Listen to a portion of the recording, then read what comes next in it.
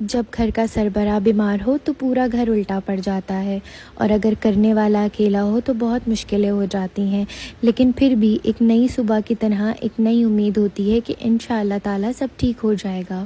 آپ لوگ مجھ سے بہت سوال کرتے ہیں کہ میں کہاں چلی گئی ہوں، سوشل میڈیا پہ ایکٹیو نہیں ہوں، ویڈیوز نہیں ڈالتی، تو سوچا آپ لوگوں کے ساتھ ایک چھوٹا سا منی ولاگ شیئر کروں جس میں تھوڑے سے آپ لوگوں کے سوالوں کے بھی جواب دوں گی۔ تھوڑی سی مشکلوں میں ہوں اور تھوڑی سی ٹینشنز میں ہوں، لیکن میں ہمیشہ آپ سب کے میسیجز دیکھتی ہوں اور دل کو بہت اچھا لگتا ہے کہ آپ لوگ اتنی ساری دعائیں دیتے ہیں۔ آپ سب کا بہت شکریہ۔ بس صبح کا آغاز ہوتا ہے اور میں رات کو ہی اپنے کپڑے جو ہے وہ پریس کر کے رکھ دیتی ہوں آفس کے لیے، کیونکہ مجھے صبح جو ہے وہ اچھا نہیں لگتا اٹھ کے پریس کرنا۔ اپنے کپڑے نکالے، اتنے میں میری امی اٹھ گئیں، انہوں نے کہا مجھے پانی کی بوٹل دے دیں۔ نہ جانے میری امی کیسے اٹھ جاتی ہیں، میں اتنے سلو کام کرتی ہوں تاکہ ان کی آنکھ نہ کھلے میری وجہ سے، بٹ پھر بھی وہ اٹھ جاتی ہیں۔ میں نے اپنا الارم بند کیا، الارم بند کر کے میں کچن میں آ گئی۔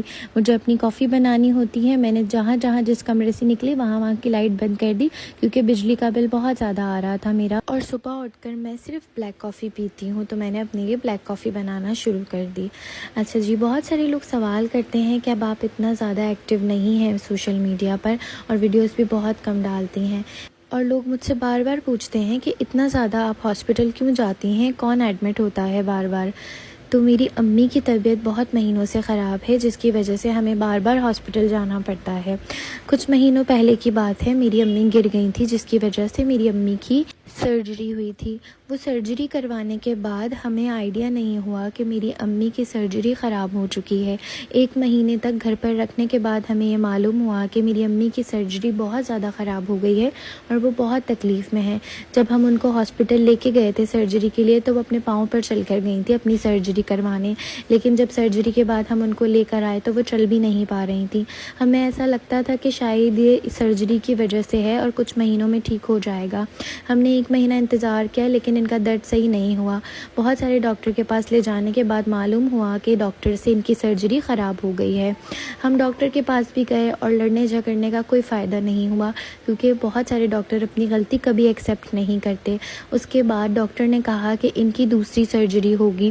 پھر سے میری امی کو اسی تکلیف میں ڈالا گیا جو تکلیف وہ پہلے بھی برداشت کر چکی تھی، اور ایک ڈاکٹر کی چھوٹی سی غلطی کی وجہ سے ان کی سرجری ریپیٹ ہوئی اور بار بار ان کو وہ تکلیف برداشت کرنی پڑی جو وہ 4 مہینوں سے کر رہی تھی۔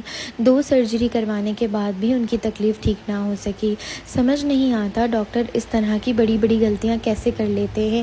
ایک چلتے پھرتے انسان کو بیڈ پر لے آتے ہیں۔ ہماری تو ماں ہے، ہمیں دیکھ کے بہت تکلیف ہوتی ہے کہ جس حال میں ہم ان کو لے کر گئے تھے اب وہ ویسی نہیں ہیں، وہ چل بھی نہیں پاتی، وہ بیٹھ بھی نہیں پاتی، اور جب ہم ان کو لے کر گئے تھے تو وہ اپنے پاؤں پر چل کے گئی تھی اور انہوں نے کہا تھا جی میری سرجری کر دیں، مجھے جلدی سے ٹھیک ہونا ہے، رمضان آ رہے ہیں، مجھے رمضان کی تیاری کرنی ہے، عید کی تیاری کرنی ہے۔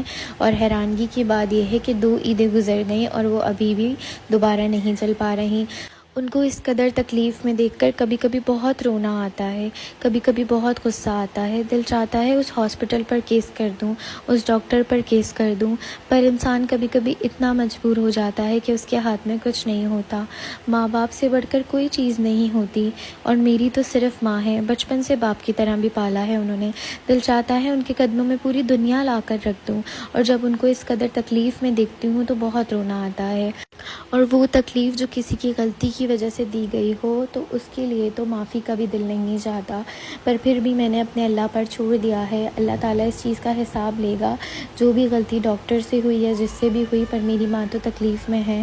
دعا کرتی ہوں کہ انشاءاللہ تعالیٰ ایک وقت ایسا آئے گا کہ وہ واپس چلنے لگیں گی اور واپس اپنے سارے کام کرنے لگیں گی۔ میری امی بہت ایکٹیو تھیں، گھر کے بھی سارے کام کرتی تھیں اور کوشش کرتی تھیں کہ کچھ نہ کچھ ارننگ کے ذریعہ ڈھونڈتی رہیں اور کچھ ارن کرتی رہیں تاکہ مجھے فائنینشلی سپورٹ کر سکیں۔ ہمیشہ کہتی تھیں میرا بہت دل چاہتا ہے کہ تمہیں فائنینشلی سپورٹ کروں، تم بہت محنت کرتی ہو۔ تو امی کی یہ بات سن کے میرا دل خوش ہو جاتا تھا، اور میں ہمیشہ ان کو یہ کہتی تھی کہ پاپا کے اس دنیا سے جانے کے بعد آپ نے ویسے ہی بہت محنت کی ہے، ہمیں اکیلے پالا ہے، ہمیں اکیلے پڑھایا ہے، ہمیں اس قابل کیا ہے کہ آج ہم جاب کر پا رہے ہیں۔ اس معاشرے میں عورت عورت کا ویسے ہی اکیلے رہنا بہت مشکل ہے، اور اس معاشرے میں اکیلے سنگل پیرنٹنگ کرنا بھی بہت مشکل ہے۔ تو میری امی کو دیکھ کے میرا دل بہت چاہتا ہے کہ پوری دنیا ان کے قدموں میں لا کر رکھ دوں، وہ جس چیز پر ہاتھ رکھیں وہ چیز ان کے لیے حاضر کر دوں۔ تو امی کے لیے بہت دعائیں نکلتی ہیں اور دل چاہتا ہے وہ پہلے کی طرح چلنے لگ جائیں۔ آپ سب بھی دعا کیجیے گا۔ بہت شکریہ۔ اللہ حافظ۔